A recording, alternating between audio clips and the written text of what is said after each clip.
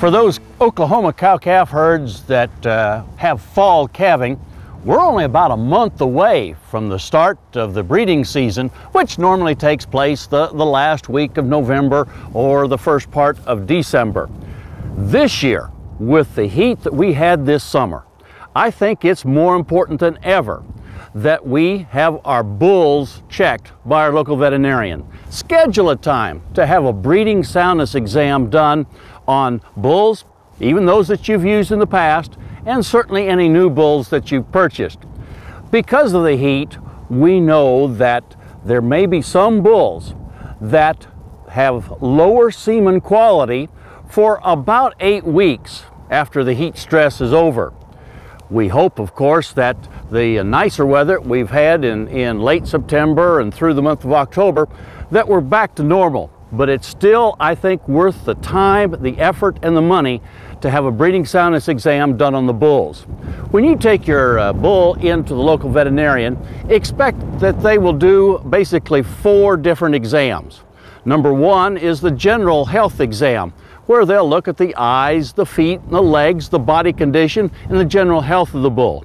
Then there will be an external reproductive tract exam, where they'll examine for any possible swellings, infections, problems that may cause infertility or subfertility in that bull.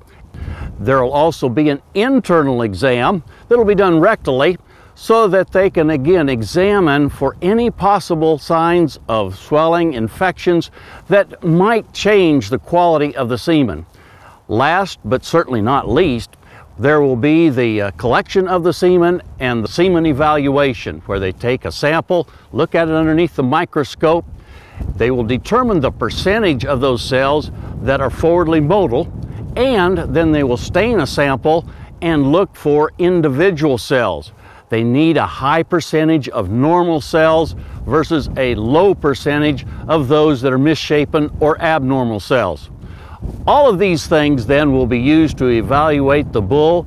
He will be classified as either satisfactory, unsatisfactory, or classification deferred. That particular situation may occur some this year with the heat stress that we've had, where some bulls will be changing and improving their semen quality over time, and that's especially true of young bulls. So don't be surprised if that does happen. We want to get that done in time, that if we have a bull that does not pass the breeding soundness exam, that we can go and purchase a replacement and have him acclimated to our farm and ranch and ready to go for that upcoming breeding season in late November, early December.